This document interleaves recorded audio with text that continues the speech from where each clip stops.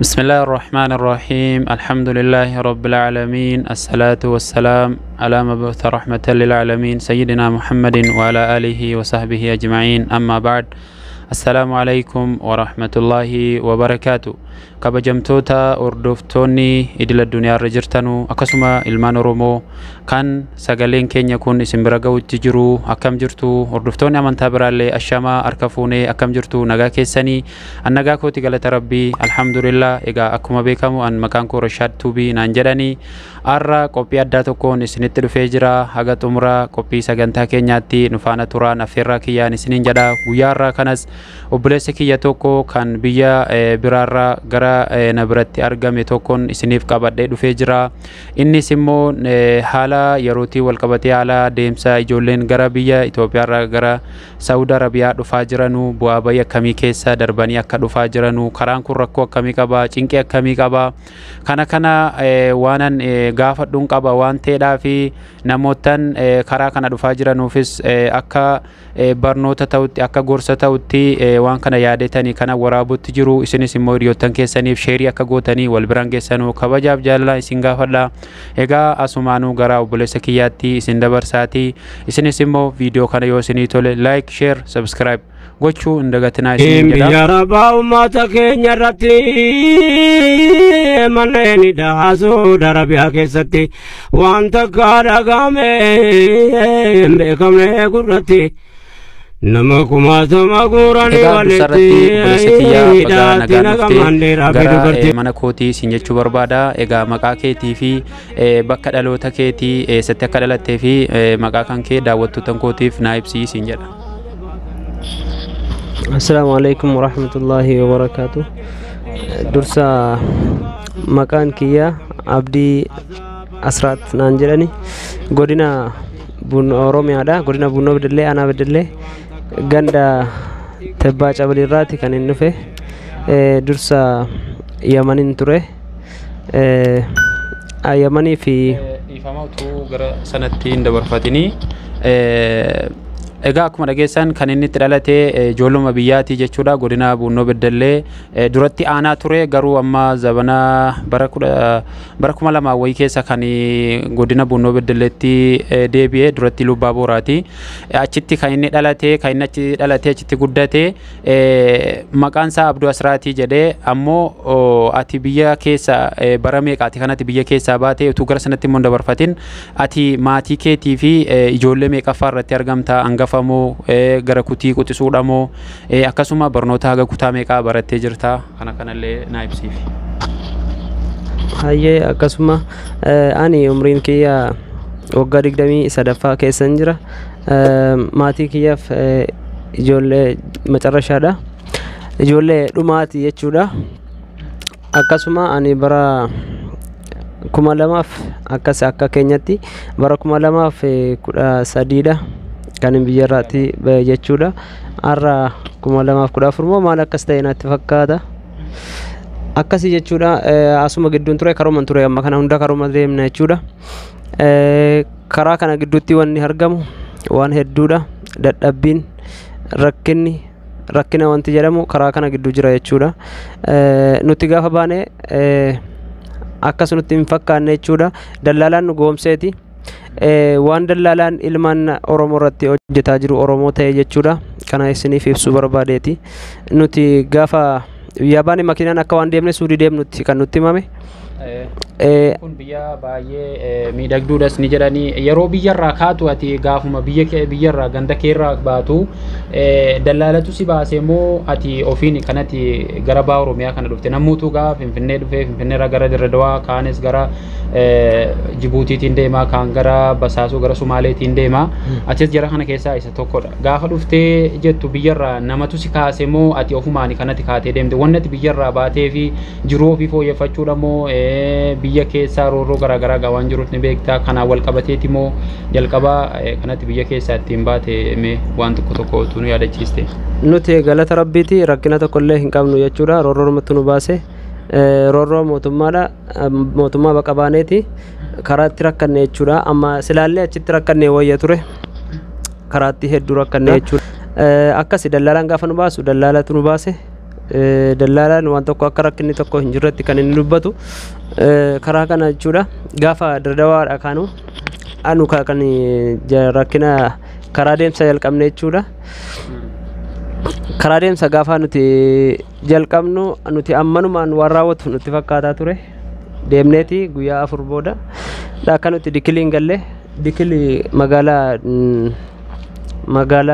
maali magaalaa Jibuutiiti na fakkaata. Magaalaa Jibuutiiti. Dikili achi turre karaa kana gidduutti beelli ni jira, dheebuun ni jira, rakkina hedduutu jira, karaa kanatti du'uutu jira, bishaan dhabuutu jira. Bishaan dhabanii ijoollee hedduutu nu biraa karaatti illee hafe. Galanni Rabbii haa ga'u. Nuti geenye gaafa achi geenyu achirrallee hin turre guyyaa 20 booda achirra nu oofani gara Tojorraatti deemne. Kana gidduu guyyaa 3 wayi deemne. Guyyaa 3 Tojorraa kana gidduu deemne. Tojorraa kaaneeti hayyuu makiinaa xiqqoo tokkoon gara hayyuutti nu oofani. Makiinaa xiqqoo deemneeti lafa deemu jalqabne jechuudha hayyuu dhufuudhaaf. Achi booda asirratti gaamma safaanitti illee qaba dhiifama. Dallaalli kun ilaalcha akkamii isinii qaba? Dallaalli yeroo gara Diradawaarraa gara Jibuutii isin oofu barahaa qaxxaamura gaaraa fi dachaa bu'aniiti. Yeroo isin oofu kana ilaalcha akkamii isinii qaba? Isin kabajamoo rukuttaa jiramoo? Haalli yeroo karaa kana deemtan ilaalcha akkamii isinii qaba dallaalli? Dallaalli gaafa baane amma Diradawaatti nu waan kabaakabeeti nagaadhumaan Diradawaa geenye. Diradawaa gaa makiinaa qabanneet kan nuti deemne. Achirraa booda gaafa erga karaa jalqabne booda uleenis ni jira, nama dadhabe rukutuun hin jira, bira darbuunis hin jira. Achitti dhiisanii nama karaa hin beekne, nama afaan hin beekne, ijoollee dubartoota ijoollee dhalaa kana dhukkubsattes dhiistes dadhabdes namni siidha dantaa isiin qabu hin jiru jechuudha. Gattanii bira darbitu jechuudha. Ganneetuma kan nuti ganneetuma bira darbarra hundi keenya iyyuu beelofnee jirra, dheebonnee jirra. Utuma isin lubbuu qabdu naga dhiistanii hin deemina bakka utuma isin jettu dallaalaan dhiisee deema jechuudha.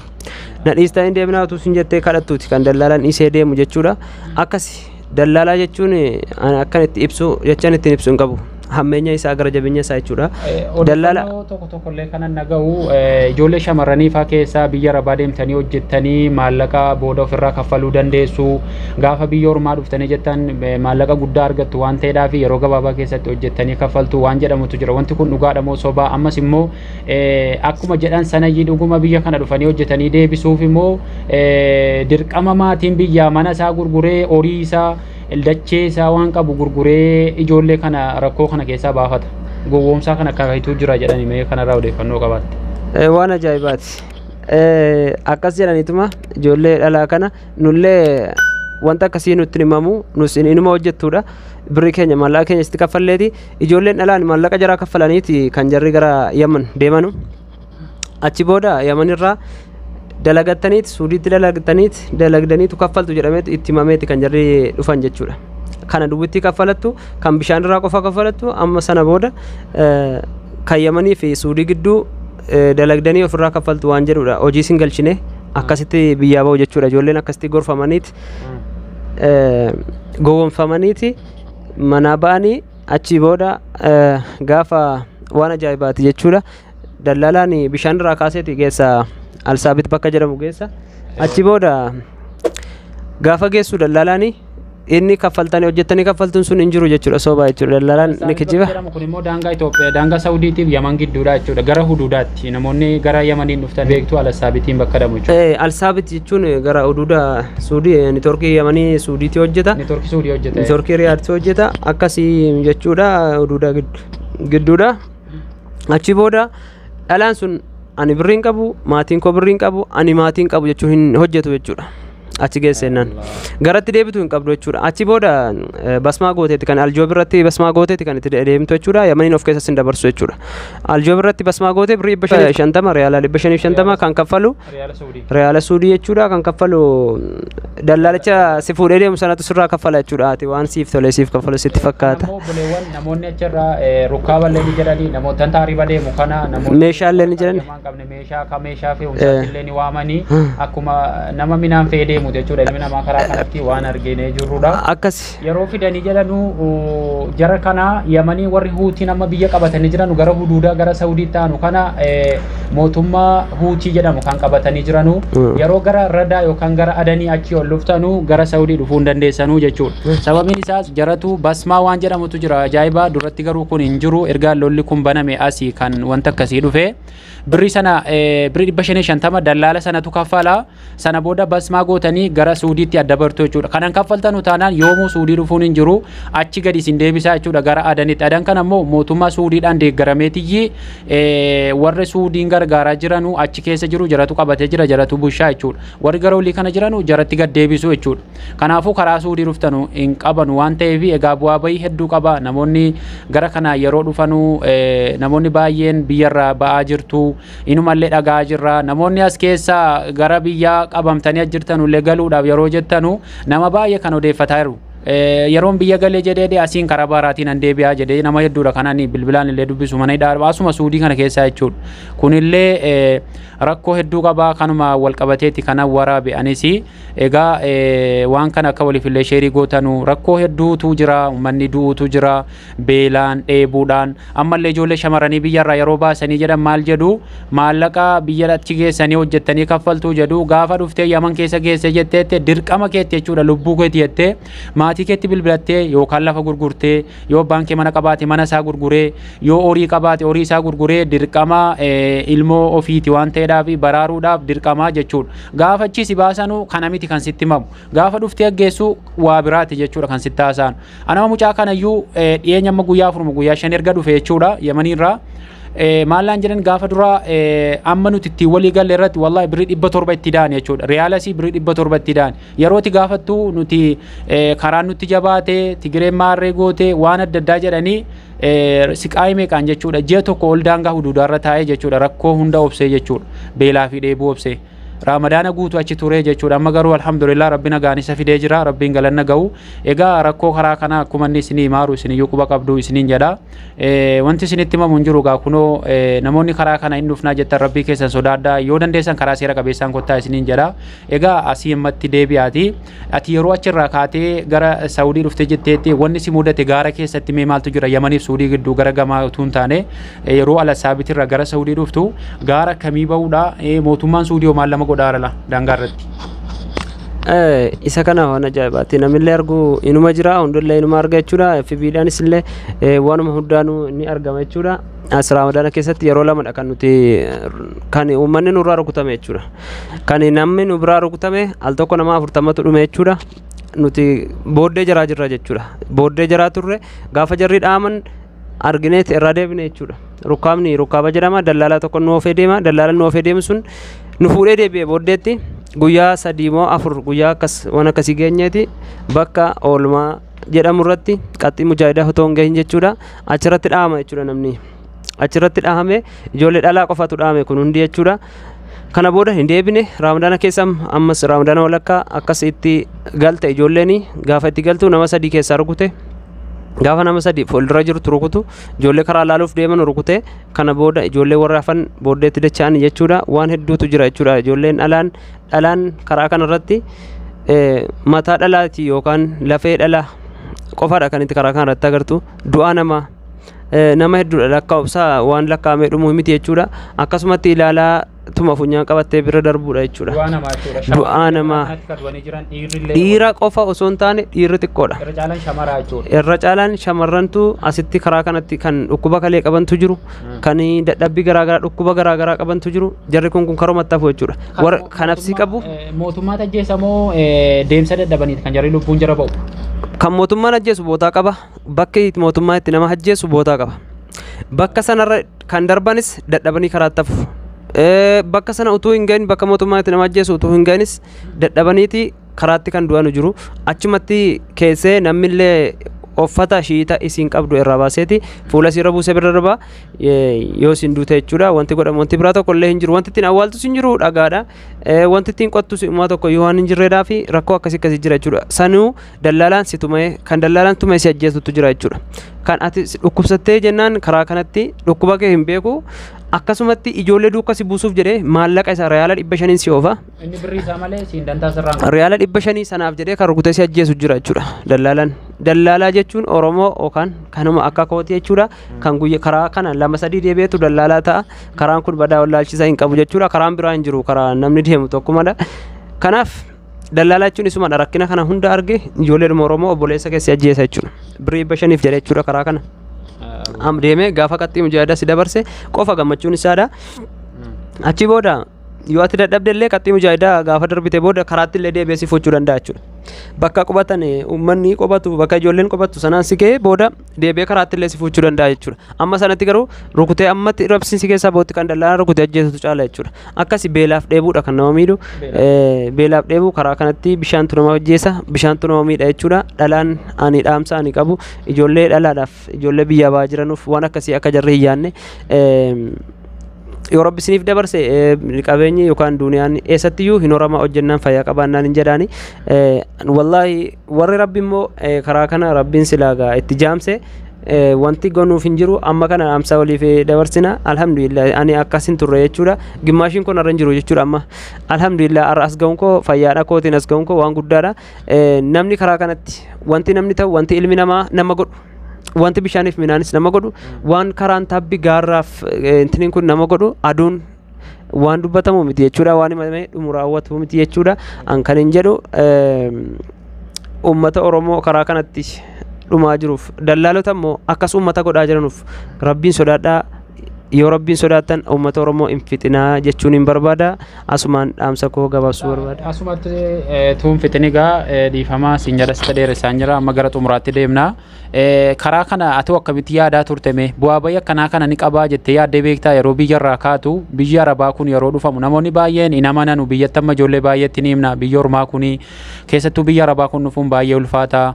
Gara baharaa kanaan qaxxaamuranii dhufuuni amirii guddaadha egaa lubbuu ofii kennaniima dhufuudhaan waa takka shakkiin qabu kuni sittoo mee akka keetti maal sitti fakkaata karaa kana yeroo deemtee dhufte rakkoo akkanaa kana nan argaa jettee yaaddee beektaa? Rakkoo akka kanaa miti gimmaashii kana argaa yaadeen beeku. Takka rakkina akkasii biyya duniyaatti rakkina akkasii nan argaa yaadeen beeku dhugaadha. Biyya akiraatti yoo ta'e malee jechuudha. Akkasii kanaaf waan silaa nuti biyya akiraatti argama jennee yaadaa turre jechuudha. Fagootti waan nuti yaadaa turre irra keenya argina jechuudha rakkina waan jedhamu. Rakkina jechuun biyya biraa hin jiru. Biyya tokko yoo biyya keenya keessa biyya nuti qabnu biyya nyaatamu qabna nuti. Galata Rabbiiti. Biyya sana baaneetti utubaa meeqa godhachuu dandeenyu utubaa meeqa akkamitti jiraachuu dandeenyu liqeeffannee yoo beelofne jireenya natsaa tola jiraachuu dandeenyuti kan nuti ijoolleen keenya hayyuu fi tojorraa irratti nyaata kadhatanii barandaa dhaabatanii jechuudha. Abbaan jiraachi makiinaa qaba quufaniiti biyya baanii jechuudha. Waan dhaban tokkoyyuu hin qaban jechuudha. Abbaan jiraachi rakkataa nyaachisa jechuudha. Jarrasii kadhatanii waan nyaatan dhabu jechuudha. Hayyuuf tojorraa irra deemanii jechuudha. Akkas gunoo bakka Yamanii irratti himnu jechuudha. Bakka Yamanii bareedaa ture biyya bareedduu turte. Har'a garuu yoo nyaata kadhachuu deemte biyya bishaan sitti naqa danfa sitti naqa jechuudha. Barri irratti. Akkasi biyya akkasiitti waan akkasiitu jira jechuudha. Waan hedduutu nama mudata. Rakkinni kun hunda mitiiti. Tasuma isaa rakkina waan jedhamu hin argina bal'inatti bahuuf deemaa turre jechuudha. Akka yaadaatti akkasi jechuudha bal'innis rakkinni. Asumaanuu dhaamsa maal qabdaame uummata Oromootiif uummata biyyarraa bahuu yaada qabanus kan biyya kana keessaa qabamanii amma mana hidhaa jiranus galleeni dhufnaa waan jedhan yaadu. Mee ati akka nama tokkootti dhaamsa maalii dhaamtaaf ka biyyaa dhufuu fi kan asiitu rakkina kan arguu dhufuu yaadu kaname. Ani warra mana hidhaa jiru gallee deebina jedhuuf dhaamsa hin qabu. Dhaamsa hin qabu maaliif namni kun hundinuu waan argaa dhufedha. Amma sittin deebi'a jennaan isa hin beekne isa dheedhii isa hin beekneef an dhaama. Isa hin beeknee fi dhaamsi ani dhaame kun hin gaadha. Wanta hin jedhu kun hin gaa. Ani uummata ijoolleedha uummata Oromoodha. Oromoodha obbolaadha jechuudha. Oromoon hundinuu anaaf obbolaawwan kooti. Warra didee utuu itti himtu utuu gorsisuu didee fi wanti itti jettu hin jiru. Akkas warra 2-3 deddeebi'aarutu jira achuma keessayyuu. Jara sanaaf garaan koo yoo du'anis yoo beelaanis yoo dheebotanis waan tokko rifaatu hin qabu. Garuu dhalaa utuu waan tokko hin beekne mana barumsa irraa baasaniiti barumsa siirraa oofaniiti gowwomsaniiti birrii sana nyaachuuf jedhaniiti hojjettee kafalta jedhanii fidanii garafanii dhiiga irra lolaasanii laastikiitti coccobsanii layyii tubboo bishaanii kanaan garafanii jechuudha qullaas shiitarraa baasanii garafanii birrii maatii bu'isu jechuudha alsaabit bakka jedhamu sanatti jara sanatu na gaddisiisa jara sanatu dhiiga boo'u jechuudha maatiin lafa gurguree sangaa yoo qaroo qabaate sangaa tokko gurgureeti kan inni ilmoon koo hin du'in jedheeti hundi keenya saniyyuu ni beektu obboleettii qabdu kan immoo ijoollee ilmoos qabu jira akkasumatti jechuudha gubatee boo'ee maatiin torbe tokko dhafree tokko gaafa jarri garafamanii booda erga lubbuun keessaa ba'ee booda infanni sanii achitti ajjeesu malee jechuudha achi gadi deebi'uu hin danda'amu riyaala 500 yamanitti achi gadi deebi'uun yaman dallalaan gas hin deebisu birrii kaffalee si fidee amma birrii sun irraa buutti si hin deebisuudhumayyuu yoo si deebise birrii 500 buustee lafaa suudiin deemu yoo jedhe birrii 500 buuseeti aadanitti bakka jedha daldala seente kaate yoo an suudiin deemu an danda'u ofirran gad deebi'a yoo jedhe birrii kaffaluun dirqama jechuudha birrii kaffaluun dirqama birrii 500 kaffaltee gad deebita daldala sun gibbii sana keessa oosha bakka jedhamu jira alsaabiti abbaa qabeenyaatu ijaaree jira gibbii sana keessa dallalaan gaafa si baasu riyaala 100 kaffaleetu abbaa gibbii sanaatiif gad si baasa inni si nyaachise si obaasu kan dallalaati amma yeroo sanaatti nyaatas jechuun amma murtaa'e amma lubbuun kee hin baane jechuudha gadi deebi'uudhaaf hin danda'amu jechuudha yoo lafan deema jette bakka lafa deemeen deebi'a yoo jette bakka namni jiru miti bakka bishaan kadhattee dhugdu miti bakka immoo bishaan yaa'utti dhaqxu miti fagoodha jechuudha kana hundarraayyuu kanaaf bakka simbirri bineensi hin jiraanne jechuudha bakki sun suudiis deemuu hin danda'amu yamanitti gad deebi'uun hin danda'amu jechuudha kanaaf waan hamaadha jechuudha bakki suni bakka hamaadha kanaaf bakka uummata oromoo itti qaxxaan bakka uummanni oromoo mala dhabu silaati bakka inni itti mala dhabu jechuudha bakki sun beekaanis wallaalaanis achitti mala tokko hin qabu jechuudha aangoo tokko illee dandeettii tokko hin qabu jechuudha akkasii jechuudha bakka sanatti nama galchaniitti bakki sun numaaf hojjetame akka waan hojjetametti inni beekaani akkasii jechuudha uummata oromoo qaxxaanii achitti birrii irraa buusaa jiru akkana booda immoo makiinaan deemtu jedhaniiti kan jarri akkas godhanu asii olitti jechuudha guyyaa 10 deemeetiin dhufeen anas ga'e jechuudha alsaabitii fi kana gidduu jechuudha guyyaa 10 deeme jechuudha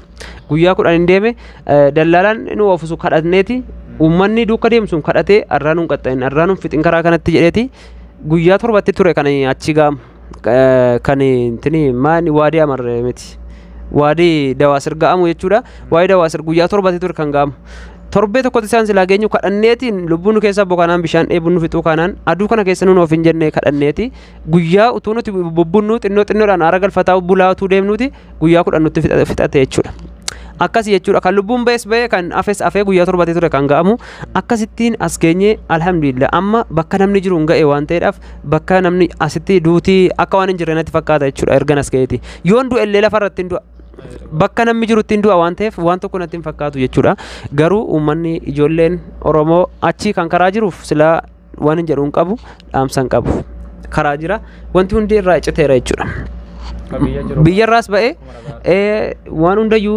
irraa fagaatee jira rabbiin nagaadhaan bakka namni jiru naa ga'uun jedha kan immoo achi ba'uuf jiru kan biyya jiruuf garuu dhaamsa ni qabu adara barumsa keessan wayyaa akkuma sila jedhe biyyi keenya biyyeen nyaatamudha dhugaa rabbiitiin siniin jedha wanti tokko rakkinni ammana ga'u tokko illee hin jiru jechuudha amma roorroo makiinaan mangistii illee ammana hin ga'u jechuudha ammam yoo hidhamte ammam yoo garafamte karaa kana deemtee karaa kana gaara kana keessatti dhagaa kana keessatti du'uun hin wayyu jechuudha bineensi illee nama nyaatu bakka bineensi nama hin nyaannedha jechuudha bakki nuti keessa darbine dhufne kanaaf akkasin siniin jedha asumaan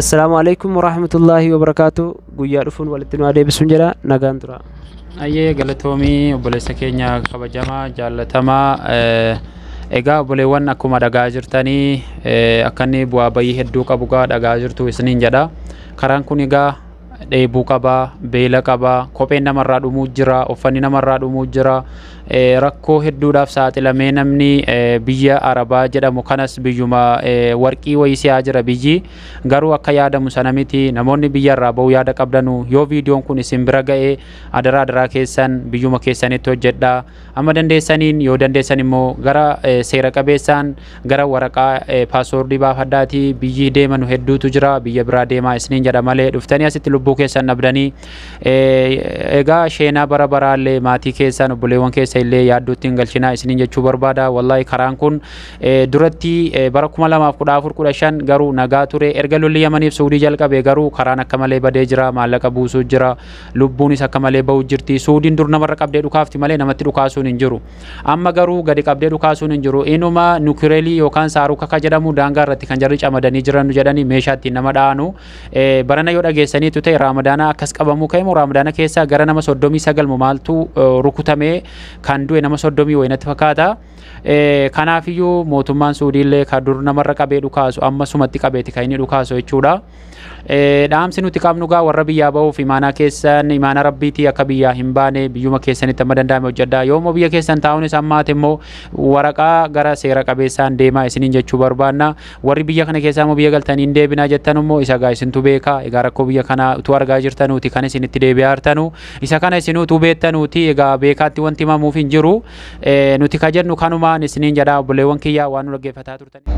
Egaa daawwattootaan kiyyaa sagantaa keenya gara xumuraatti gara goolabbiitti deemaa jirra waan ta'eedhaa fi xumura utuu sagantaa keenya hin goolabin inni ergaa waan dabarsu yoo qabaate jedheedhe nama galatoonfatu yoo qabaattee jettee carraa kana sii kennee asumaanii nama galatoonfachuu barbaaddu akka galatoonfattuun siin jedha. Turtii gaarii. Carraanaaf kennitaniif galatoomaan jedha. Namni ani carraa kanaan galatoonfachuu barbaadu obbolaa kiyya Zeenabaadhaa fi Habibaa kanaan carraa kanaan galatoonfachuun barbaada. Rakkina kana keessa akkasitti nafuuchuun jira waan hamaadha. Rakkina guddaa keessa turre egaa kaan immoo kan fira hin qabne akkasuma jechuudha baay'ee rakkataa akka jirudha. Kana harginee bira darbaa turre jechuudha. Carraa kanaan ulfaadhaa fayyaataa bara baraan lalisaa jiraadhaan isiniin jedha obbolaa koo galatoomaa bara baraan.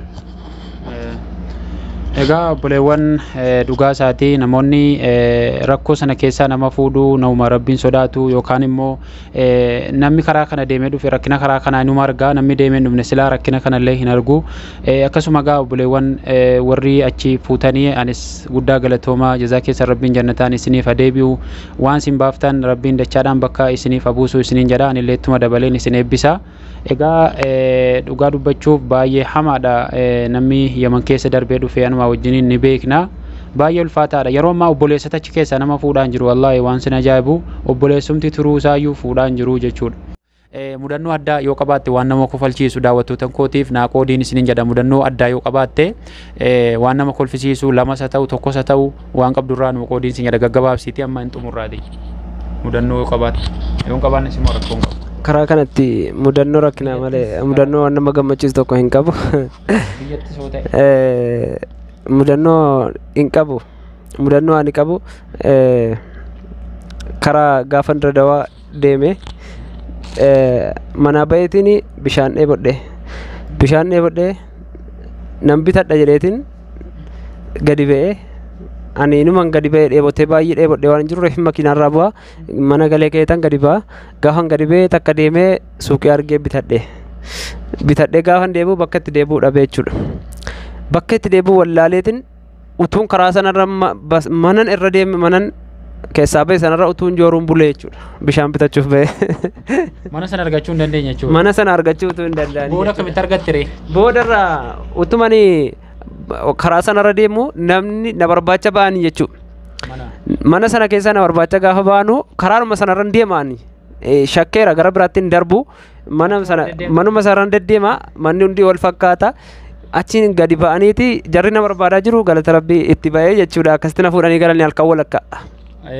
Egaa galatoomii siin jedha. Egaa namni mudannoo hin qabne hin jiru biyyi namaa mudannoo hedduu qabdi. Egaa obboleewwan kiyya sagantaan guyyaa irraa qabadhee dhufe kana fakkaata. Sagantaan kun akka isinitti tolus abdii guddaan qaba. Like, share, subscribe gochuudhaan akka nu bira dhaabbattanu. Viidiyoon kun immoo akka namootaan baay'ee bira ga'uudhaaf like akka gootanu kabajaaf jaalalaan isin gaafadha. Egaa haga qophii biraatti walitti egaa waan dogongorrees nu sirreessaa isiniin jechuu barbaada.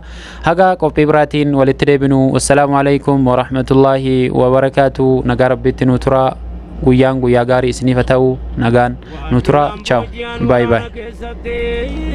Fakkaata gochi raawwatamu jaratti azaabaadhaan lamaa jiran duniyaa irratti. taate ummata keenya irratti waan takkaan ta'in tika keetiin har'a geenye yaa